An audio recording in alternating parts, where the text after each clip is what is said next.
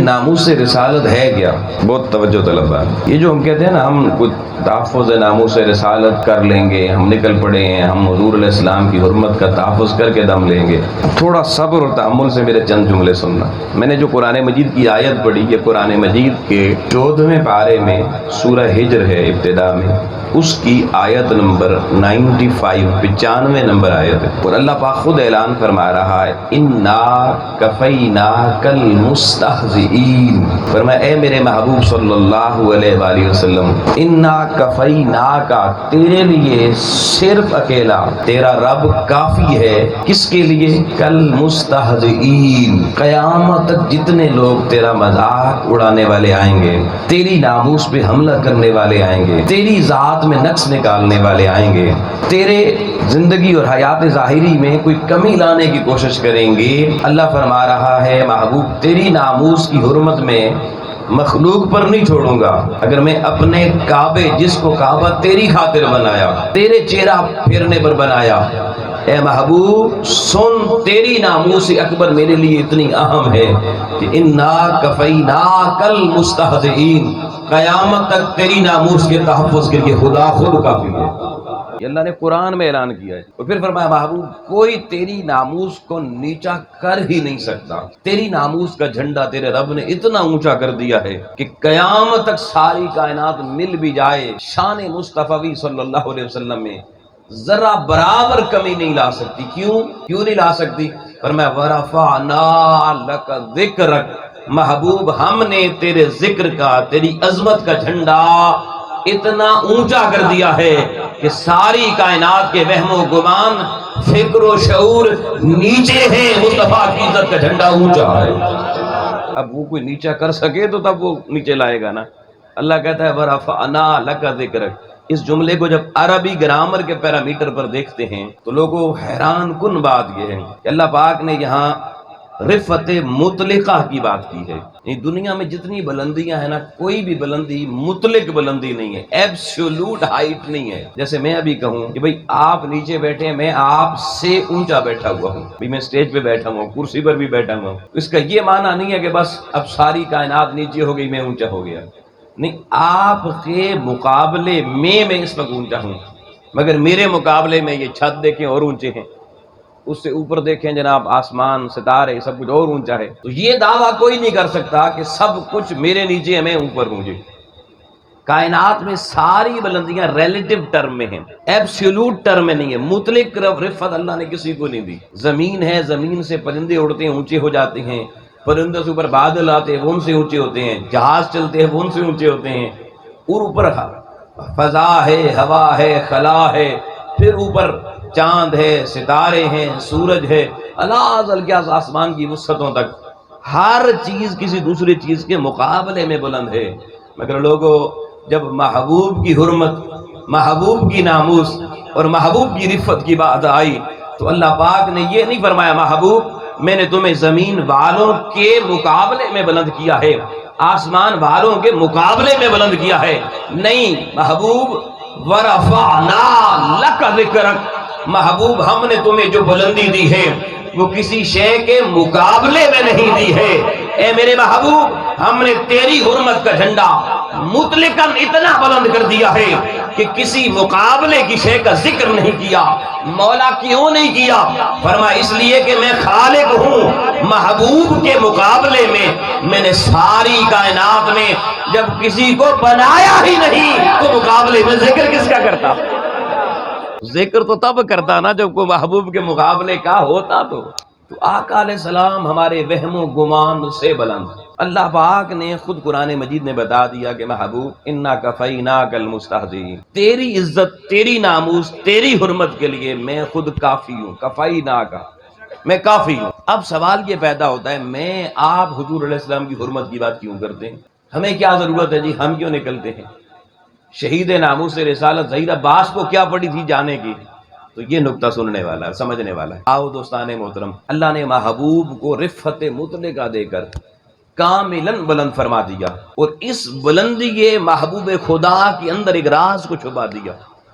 اور وہ راز کیا ہے؟ وہ راز یہ فرمایا من یطع الرسول فقد اطاع اللہ، کہ اب جو کوئی میرے محبوب کی اتباع میں آ جائے گا وہ حقیقت میں دین کی اتباع میں اور خدا کی اتباع میں آ جائے گا۔ بھی سننا توجہ سے، آؤ دوستان محترم، میں اور آپ ناموس مصطفیٰ کا جھنڈا اس لیے اٹھاتے ہیں، میں اور آپ امام الانبیاء علیہ الصلوۃ والسلام کی حرمت اور ناموس کی عظمت کے لیے جان و مال فدا کرنے کے لیے میدان عمل میں اس لیے نکلتے ہیں کہ ہمارے نکلنے سے حضور کی عزت بلند نہیں ہوتی، حضور کی حرمت پہ کوئی فرق نہیں پڑتا، مگر سنو ناموس مصطفیٰ کائنات کی وہ عظیم ہستی اور چیز ہے کہ جو ناموس مصطفیٰ کے لیے نکلتا ہے رب اسے دھرتی سے بلند کر دیتا ہے، وہ خود بلند ہو جاتا ہے۔ ارے پستی میں پڑا ہوا اگر جھنڈا ناموس رسالت اٹھا لے رب اسے فرش سے اٹھا کر عرشیوں میں بھی ممتاز بنا دیتا ہے۔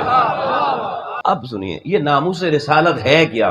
تیسرا نقطہ جی، بڑی مختصر گفتگو ہے، بڑا تیزی سے آگے بڑھ رہا ہوں۔ یہ ناموس رسالت کیا ہے جی؟ اگر ناموس رسالت حضور کی ذات کا نام ہوتا، آقا علیہ الصلوۃ والسلام کی جو ظاہراً جو شخصیت تھی، جو ذات تھی، اگر اس کا نام ناموس رسالت ہوتا، حضور نبی کریم علیہ الصلوۃ والسلام نے 40 سال ذاتی زندگی عرب کے معاشرے میں گزاری، نبوت تھی، نبی تھے، مگر اعلان نہیں کیا۔ بولیے اعلان نہیں کیا۔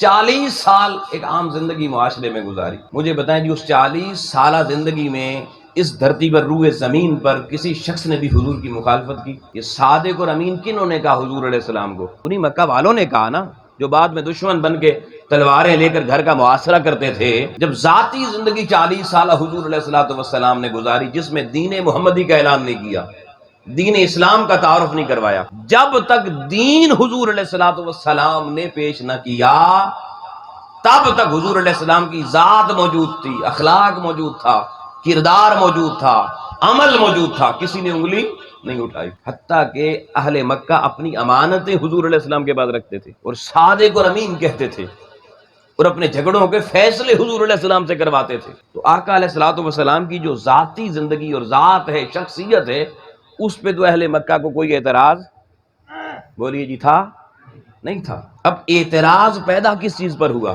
بھئی یہی نقطہ آج سمجھا کے اجازت لے لوں گا بس۔ آؤ دوستان محترم، جب امام الانبیاء علیہ السلام نے اپنی ذاتی زندگی سے تھوڑا بلند ہو کر دین مصطفوی کی اقامت کا اعلان کیا، دین الہی کو دنیا کے سامنے انٹروڈیوس کروایا، وہ دین متین جس کا کلمہ لا الہ الا اللہ محمد الرسول اللہ ہے، جب یہ تعارف دین محمدی کا اہل مکہ کے سامنے آیا تو وہی لوگ جو کل تک صادق اور امین کہتے تھے وہ جان کے دشمن ہو گئے۔ تو جان کا دشمن حضور کی کس چیز نے بنایا؟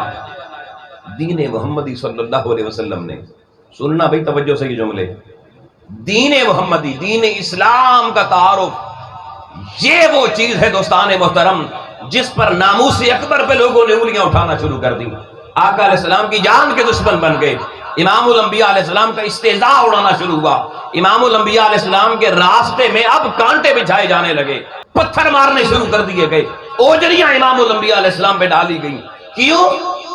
حضرت ابو طالب رضی اللہ تعالیٰ عنہ کے پاس سرداران مکہ آئے، انہوں نے کیا کہا؟ انہوں نے کہا حضرت آپ بڑے بزرگ آدمی ہیں، آپ کا بھتیجا بڑا اچھا تھا، ہمیں اس پہ کوئی اعتراض نہیں تھا، مگر یہ جو اس نے کام شروع کر دیا ہے نا لا الہ الا اللہ محمد رسول اللہ والا، یہ جو توحید و رسالت کا تعارف، یہ جو دین اسلام کا تعارف ہے، یہ ہمیں موافق نہیں آ رہا، کہ ہماری طبیعتیں اس سے ذرا بوجھل ہو رہی ہیں۔ تو حضور ہم آپ کی خدمت میں حاضر ہوئے ہیں، آپ گزارش کر دیں آپ کے بھتیجے ان سے کہ یہ کام چھوڑ دیں، پہلے والی زندگی اختیار کر لیں، سابقہ لائف، وہ ہمیں قبول ہے، یہ قبول نہیں ہے۔ تو اب ساری کائنات میں وہ ناموس رسالت کا تعارف کیسے آیا کہ جب جناب ابو طالب رضی اللہ تعالیٰ عنہ نے امام الانبیاء علیہ السلام کو بلا کر آپ کے پاس جا کر گزارش کی کہ بھئی یہ پیغام اہل مکہ کے سرداروں نے لایا ہے تو کیا خیال ہے اس بارے میں؟ تو لوگوں اب حضور علیہ السلام کا جواب سننا اور اس کو سمجھنا۔ آقا علیہ السلام نے کیا فرمایا؟ فرمایا چچا جان سرداران مکہ کو جواب دے دیجئے کہ یہ تو ابھی انہوں نے منہ سے باتیں کہی ہیں اور یہ کہا ہے کچھ دولت لے لیں، کچھ سونا لے لیں، چاندی لے لیں، کوئی اور زمین لے لیں، پلاٹ لے لیں اور اللہ کے دین کا تعارف چھوڑ دیں۔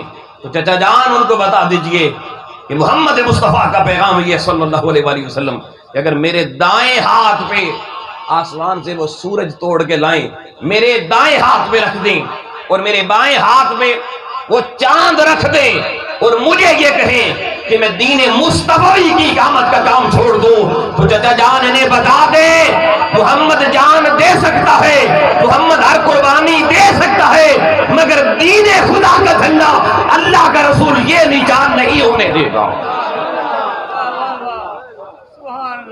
دین الہی پر کوئی کمپرومائز نہیں ہوگا۔ آؤ دوستان محترم، امام الانبیاء علیہ السلام قیامت تک آنے والوں کو پیغام دے گئے کہ دین پر چلنے والوں ہر چیز کے ساتھ کمپرومائز ممکن ہے، مگر دین الہی کے ساتھ، دین اسلام کے ساتھ کمپرومائز ممکن، بس یہ دین اسلام ہی حضور کی ناموس اور حرمت بن گیا۔ آقا نے اسی دین مصطفی کو اپنی ناموس بنا کے ساری کائنات کے سامنے پیش کر کے قیامت تک آنے والوں کو پیغام دے دیا، جو دین مصطفیٰ کا ہے وہی مصطفیٰ کا ہے، اور در حقیقت وہی خدا کا ہے۔ اب جو دین سننا ہی نہیں چاہتا تسی منو نو عاشق رسول، جو آیا اپنا جناب اس نے پورا کیا حساب کتاب ہو گیا، آپ اس کو دیں جناب عشق رسول کے خطابات، آپ کی مرضی ہے، مگر ہم نے تو لوگوں جو دین مصطفیٰ پڑھا ہے اس کا پیغام یہ ہے کہ امام الانبیاء علیہ السلام کا عاشق، دین مصطفی کا عاشق اور اللہ کی ذات کا عاشق وہ ہے جو باقی ساری چیزیں چھوڑ سکتا ہے۔ دین مصطفیٰ کا جب پیغام آئے وہ ساری کائنات چھوڑ دے، ارے دین کی چھتری کے نیچے آ جائے، اس وہی ناموس رسالت کا محافظ بھی وہی ہے، ناموس دین خدا کا محافظ بھی وہی ہے، اور اللہ کی بڑائی کا کائنات میں جھنڈا بلند کرنے والا عاشق بھی وہی ہے۔ یہ حقیقت ہے۔ اب سننا، امام الانبیاء علیہ السلام دین مصطفیٰ کے لیے قافلہ تیار کر رہے ہیں جہاد کے لیے، اور حضور علیہ السلام نے شہر مدینہ میں اعلان کر دیا کہ بھائی دین کی اقامت کے لیے، دین کو ریاست کا قانون بنانے کے لیے، باطل طاغوت سے ٹکرانے کے لیے محمد مصطفیٰ لشکر لے کے جا رہا ہے، اپنا نام لکھواؤ بھائی کس کس نے جانا ہے۔ اب سننا، اس وقت یہ نہیں کہ حضرت حسان بن ثابت نے آ کے کہا حضور ساڑھے گرو نعت سن لو، اسی نعت پڑھ چھوڑ دیں پھر سانو اجازت اگلی محفل جی بھی جانا، نہیں، کوئی نعت کی محفل نہیں ہوئی اس موقع پر، میں بڑی ذمہ داری سے کہہ رہا ہوں۔ نعت پڑھی گئی، مگر کب پڑھی گئی؟ جب دین مکے میں نعتیں حضور نے کیوں نہیں پڑھوائیں؟ یہ بڑا توجہ طلب نکتہ ہے، کیونکہ اس وقت دین کو معاشرے کا نظام بنانا تھا، لوگوں کو صرف جذبات کے ساتھ کھیل کے کام نہیں چلانا تھا، تو سب لوگوں نے اپنے نام لکھوائے جی۔ آؤ دوستان محترم، آقا علیہ السلام بیٹھے ہیں، آ رہے ہیں لوگ اپنا اپنا نام پیش کریں، حضور میں نے جانا ہے، میرے بیٹے نے جانا ہے، میرے بھائی نے جانا ہے، میرے ابا جی نے جانا ہے، میرا چچا جائے گا۔ دوستان محترم، میں حدیث کے جو جملے اب آپ کو بتانے جا رہا ہوں انسان کو جگر تڑپا کے رکھ دیتے ہیں۔ آقا علیہ السلام کا دربار لگا ہوا ہے، مجاہدان دین اسلام تیار ہو رہے ہیں، اچانک ایک خاتون حضور علیہ السلام کی صحابیہ تشریف لے آئیں، ان کے ہاتھوں میں لوگوں ایک 6 مہینے کا بچہ تھا۔ اس خاتون نے پیغمبر اکرم کی مجلس میں آ کے کہا حضور آپ کا اعلان سنا ہے کہ دین مصطفی کو مجاہدوں کی ضرورت ہے، حضور میرا شوہر تو پہلے دین پر گیا، قربان ہو گیا، شہید ہو گیا، بھائی باپ پہلے قربان ہو چکے ہیں، حضور میں نے آپ کا اعلان سنا، میں ساری رات روتی رہی کہ میں پیغمبر کی بارگاہ میں دین مصطفیٰ کے لیے کیا تحفہ پیش کروں۔ حضور ساری رات جاگ کے گزاری ہے، تڑپ کے گزاری ہے، رو کے گزاری ہے، آقا میں اب ساری رات تڑپی ہوں حضور، بالآخر مجھے اور کچھ نہیں سوجا، میری گود میں تو ایک 6 مہینے کا یہ بچہ تھا، حضور میں لے آئی ہوں، حضور یہ لیں، یہ کر کے اس نے بچہ آگے بڑھا دیا، حضور اسے دین مصطفیٰ کے لیے لے جائیں۔ آقا نے پلٹ کے کہا صحابیہ یہ بچہ تو ابھی بہت چھوٹا ہے، اس کو ہم وہاں لے جا کر کیا کریں گے؟ آؤ لوگوں، ناموس رسالت کے پروانے کیا ہوتے ہیں؟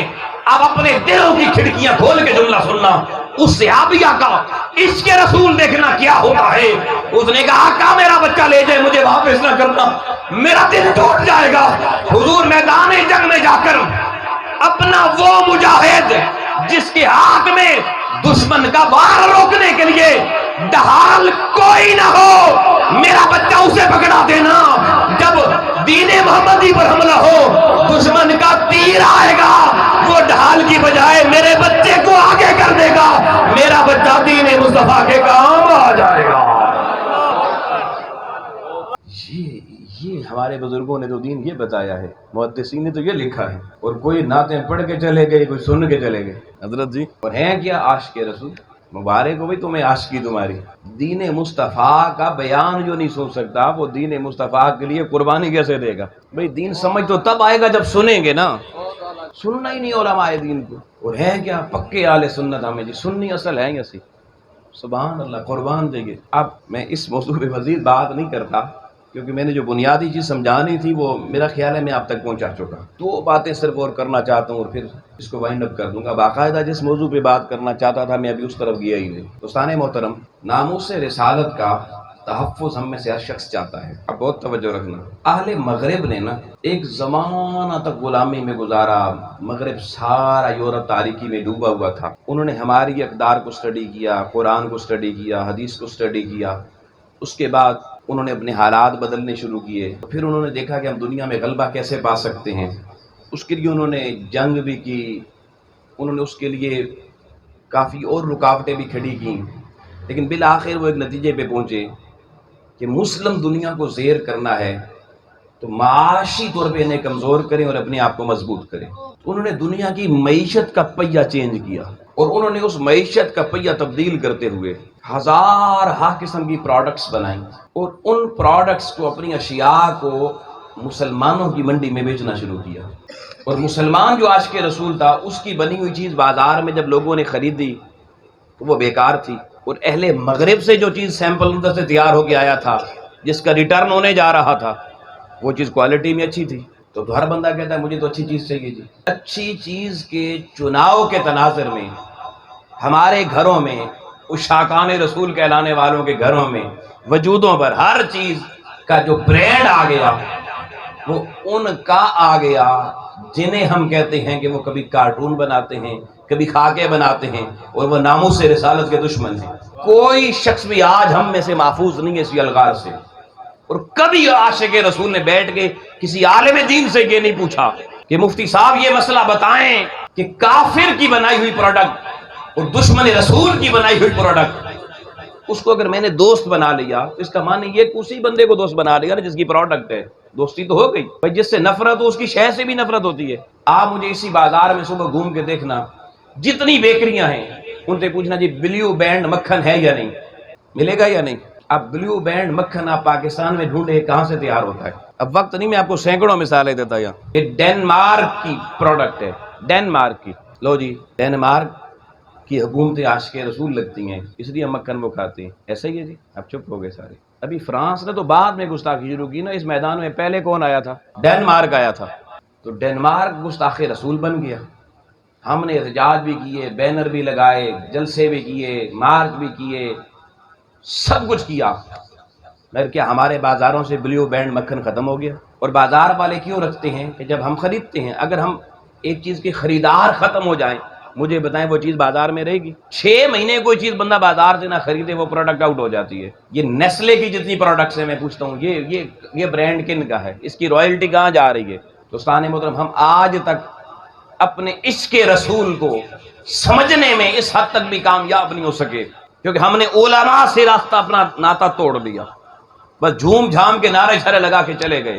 یہ باتیں جب کرنے کا وقت آتا ہے تو پبلک نہیں ہوتی۔ ہمارے گھروں میں، ہمارے وجودوں پر ساری برانڈ اور ساری پروڈکٹ اہل مغرب کی، ان گستاخان رسول کی جو کھاکے بناتے پھرتے ہیں، ساری چیزیں ان کی استعمال کر کے پھر عشق رسول کا دعویٰ کیا کسی قوم کو زیب دیتا ہے جی؟ بولیے۔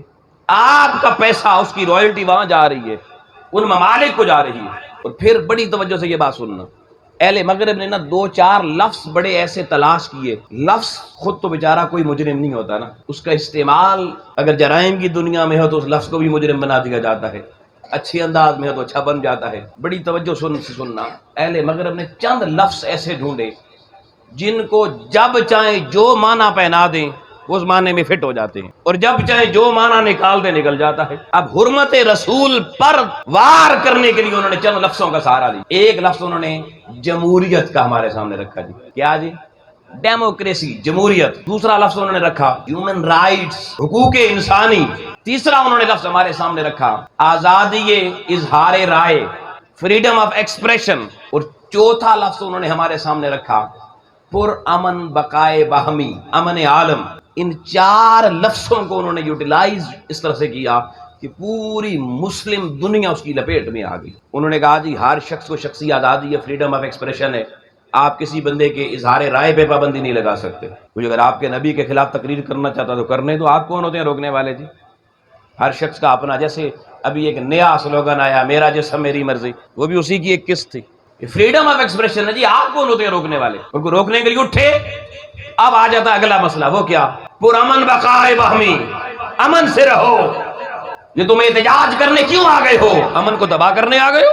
اب اس کو بھی سارے لوگ سپورٹ کرتے ہیں، یار امن تو باقی اچھی چیز ہے جی۔ پھر انہوں نے ہمیں تیسری خوراک کھلائی جمہوریت کی، government of people, by the people, for the people.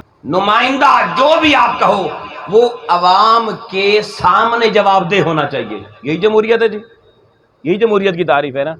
آپ کے سیاسی نمائندے سارے کیا کہتے ہیں؟ ہم عوام کے سامنے جواب دہ ہیں۔ میں آپ سے پوچھنا چاہتا ہوں، سارے لوگ مجھے جواب دیجئے گا کہ کیا دین اسلام کسی ایسی ڈیموکریسی کی، کسی ایسی حکومت کی، کسی ایسے قائد لیڈر کی اجازت دیتا ہے جو یہ کہے کہ میں عوام کی عدالت میں جواب دہ ہوں، میں عوام کو جواب دہ ہوں؟ آؤ لوگو، اللہ کی عزت کی قسم یہ جملہ دین اسلام کے شاعر کے خلاف ہے۔ دین اسلام میں محکوم ہو یا حاکم ہو، لیڈر ہو یا عوام ہو، اللہ کی عزت کی قسم لوگو کوئی بندوں کے سامنے جواب دے نہیں، ہر کوئی بندوں کو بنانے والے رب کے سامنے جواب دے ہوتا ہے۔ اب جمہوریت کی آڑ میں انہیں رب سے دور کر دیا، انہیں یہ خوف ہی نہیں ہے کہ اللہ کی عدالت میں ہم نے سامنا کرنا ہے، تو اللہ رسول کی اتباع کہاں سے آئے گی؟ ہم عوام کے سامنے جواب دیں جی۔ اس لیے کہتے ہیں جی سیاسی لوگوں کا کیڑا مذہب دین ہوتا جی، وہ سے پاک ہوتے ہیں مذہب دین سے، عوامی لیڈر ہوتے ہیں۔ یہ جمہوریت کا نعرہ دے کے لوگوں ہماری نسلوں کو تباہی کے گڑھے میں پھینک دیا گیا کہ اللہ رسول کی بارگاہ میں جواب دہی کا تصور ہمارے ذہنوں سے دور کر دیا گیا۔ یہ تیسرا انجیکشن لگایا گیا۔ آپ تو کورونا ویکسین میں پریشان ہیں نا، ہمیں تو بڑے ٹیکے اور لگ چکے ہیں جی۔ آؤ دوستان محترم، یہ غذائیں اور یہ دوائیں، یہ جملوں کی، یہ ہمارے شعور میں یوں اتر گئی۔ اب ایک بندہ کہتا ہے بھائی نہیں ہمیں کھڑا ہونا چاہیے، دوسرا کہتا ہے نہ، ایک کہتا ہے ہمیں یہ جلسہ کرنا چاہیے، دوسرا کہتا ہے بھائی کیا فائدہ یار، چھوڑو رہنے دو، آپ کیا کر لیں گے؟ ہمیں انہوں نے آپس میں الجھا دیا۔ آپس میں ہمارے ہاں دو جماعتوں کے بندے مل کر بیٹھنا گوارا نہیں کرتے۔ آپ یہاں کسی بندے کو چھیڑیں، وہ جس جماعت سے، جس گروہ سے، جس فرقے سے، جس مسلک سے ہوگا، وہ 5 منٹ میں دوسروں کو گالیاں نکالنا شروع کر دے گا، اپنے ہی کلمہ پڑھنے والوں کو، یورپ والوں کو نہیں، کافروں کو نہیں۔ وہ یہیں پہ سرٹیفکیٹ بانٹے گا، جو ہماری اس فکر سے چلے گا وہ آج کے رسول ہے جی، جو نہیں نکلے گا ہمارے ساتھ وہ آج کے رسول ہے ہی نہیں۔ ہر بندہ ٹھیکیدار، ہر بندہ ڈگریاں بانٹ رہا ہے جی۔ وہ جو تماش بین جنہوں نے یہ تماشا لگایا تھا ان لفظوں کی آڑ میں، ان کا کام ہم خود ہی کر رہے ہیں، اب انہیں کرنے کی ضرورت نہیں ہے۔ تو آؤ دوستان محترم، سوال یہ پیدا ہوتا ہے کہ اس کا سلوشن کیا ہے، حل کیا ہے؟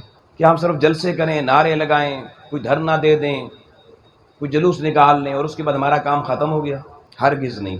اب ہمارا کرنے کا کام کیا، میں بڑے اختصار سے وہ بتا رہا ہوں 1 2 3 کر کے۔ اصولاً سب سے پہلے اسلامی ممالک کی حکومتوں کا کام یہ ہوتا ہے کہ جو ملک بھی گستاخی رسول کرے، اس ملک کی افراد میں سے کوئی بھی بندہ آقا علیہ السلام یا کسی نبی کی بھی اہانت کرے، اور جو ملک اس کے سپورٹر ہوں، اس ملک اور اس کے سارے سپورٹر ممالک کے ساتھ اسلامی حکومتوں کا پہلا فریضہ یہ ہے کہ وہ ان کے ساتھ ہر طرح کے سفارتی اور معاشی تعلقات معطل کر دیں۔ اللہ کی عزت کی قسم کھا کے رات کا پچھلا پہر شروع ہو چکا ہے جی، یہ بات کہہ رہا ہوں۔ اس وقت روئے زمین پہ 60 کے قریب اسلامی ممالک ہیں، 191 میں سے 60 کے لگ بھگ ریاستیں مسلمانوں کی ہیں، اور مغرب کی معیشت کا سارا پہیہ ان 60 کے قریب اسلامی ممالک سے چل رہا ہے۔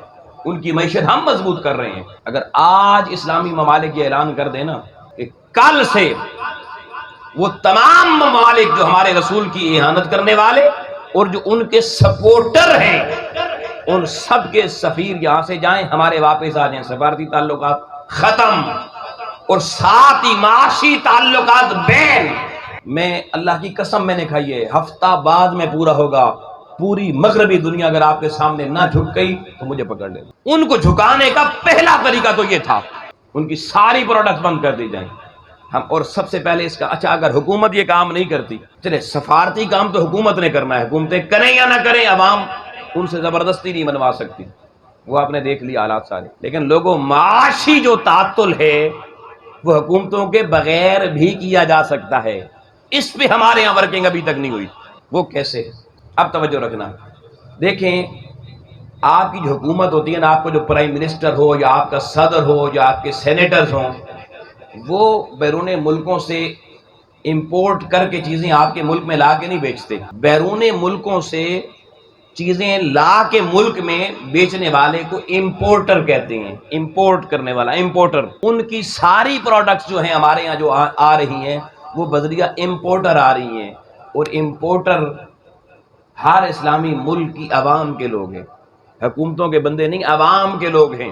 اگر کلمہ محمد رسول اللہ کا پڑھنے والا لوگ ہو، وہ امپورٹر ان ممالک کی ساری امپورٹس بند کر دے، اور اس امپورٹر سے وہ امپورٹ کی ہوئی چیز خریدنے والا تاجر وہ خریدنا بند کر دے، اور اس تاجر سے میرے آپ جیسا صارف جو اس سے جا کے کنزیومر جو چیز خریدتا ہے وہ لینا چھوڑ دے۔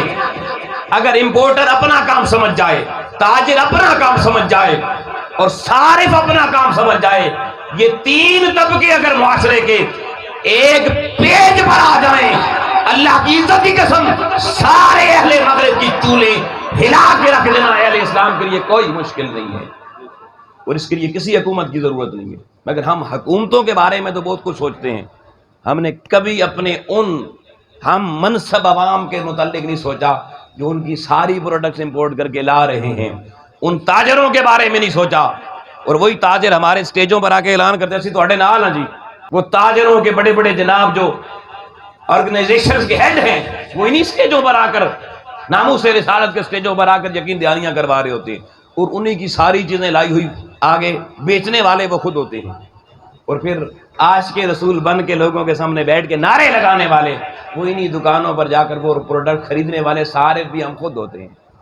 بولیے جی، اب بھی گلا ہم سے ہم وفادار نہیں، ادھر سے آواز آتی ہے ہم وفادار نہیں تو بھی دلدار نہیں۔ یہ چیزیں سمجھنے والی ہے دوستان محترم۔ اور آخری بات اس ضمن میں جو صرف کہنا چاہتا ہوں، یہ دوسری میں نے طریقہ بتایا، اگر حرمت رسول کا صحیح تحفظ کرنا ہے تو کرنے والا کام کیا ہے، اور تیسرا کام کیا ہے۔ اس وقت دوستان محترم دنیا میں سب سے بڑا ذرائع ابلاغ کا ذریعہ سوشل میڈیا ہے۔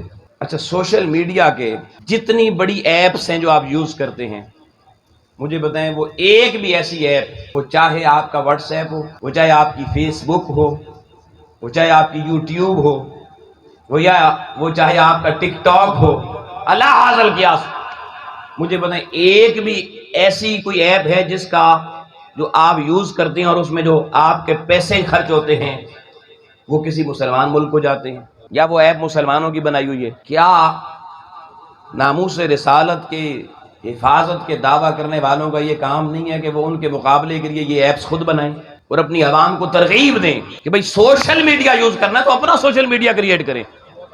ہم آج تک لوگوں معذرت سے کہنا چاہتا ہوں اپنا سوشل میڈیا کریٹ نہیں کر سکے، مڑ کے انہی کے سوشل میڈیا پہ بیٹھے ہوئے ہیں، وہ جب چاہے اکاؤنٹ بند کر دے، پھر روتے ہیں بھائی یہ کیا ہو گیا، اتنے سال ہو گئے یار سوشل میڈیا کو دنیا میں آئے ہوئے، 20-22 سال ہو گئے ہیں، آج تک کہ ہمارے اندر کوئی جوان آئی ٹی کا ایسا نہیں ہے وہ ان کے مقابلے کی ایک ایپ بنا دے۔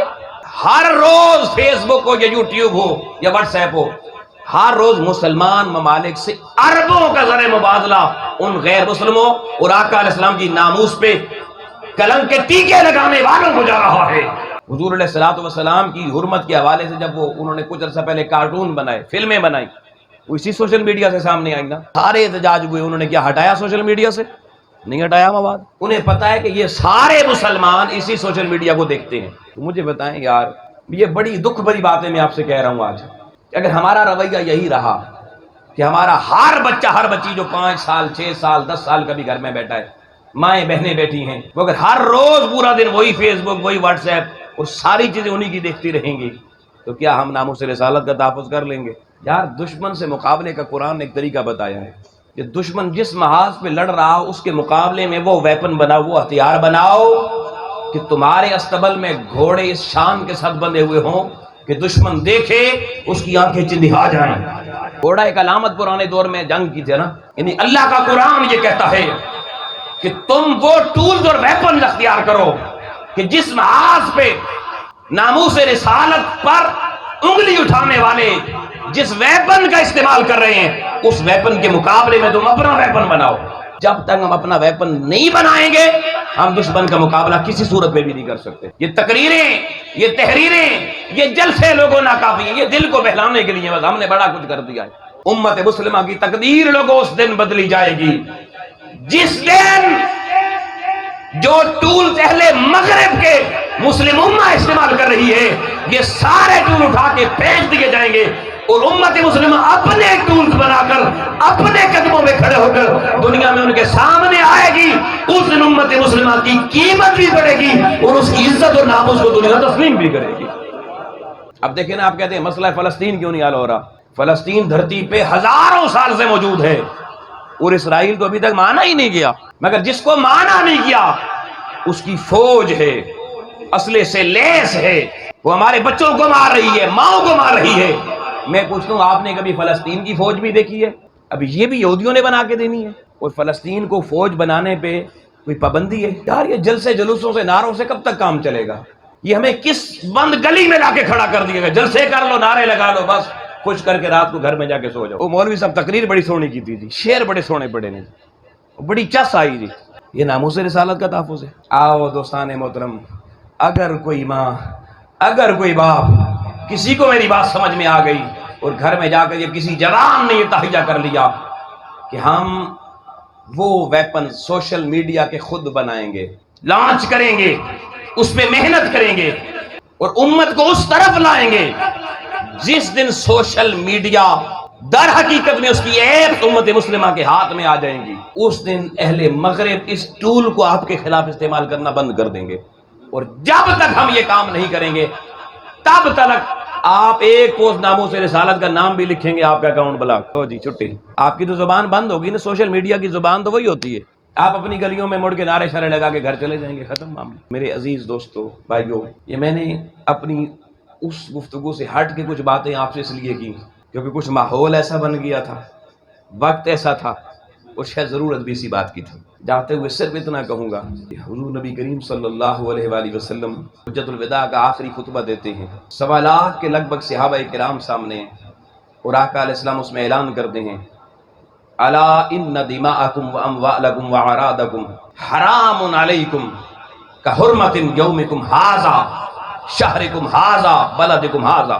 امام الانبیاء علیہ السلام اعلان کیا کہ لوگوں سن لو، جس طرح، بڑی توجہ طلب یہ 2-3 جملے ہیں، حضور نے فرمایا جس طرح یہ شہر مکہ، وہ دن جس دن خطبہ دیا جا رہا ہے، وہ شہر جہاں پہ خطبہ دیا جا رہا ہے، فرمایا جس طرح سے ان کی ایک حرمت ہے، حرام ہے لوگوں پر، حرمین کہتے ہیں نا اس علاقے کو، فرمایا جیسے ان کی حرمت ہے ایسے ہر مسلمان کی جان، مال اور عزت اور آبرو اور اس کا خون وہ بھی تم پر حرام کر دیا گیا ہے۔ ہر مسلمان کی جان بھی، اس کی عزت و آبرو بھی، اس کا مال بھی اور اس کا خون بھی دوسرے بندے پر، دوسرے انسان پر کیا کر دیا گیا؟ حرام کر دیا گیا کہ آپ کسی کی عزت کو نہیں چھیڑ سکتے۔ یہ عام انسان کی عزت کی بات ہو رہی ہے جی، میری عزت کی، آپ کی عزت کی بات ہو رہی ہے۔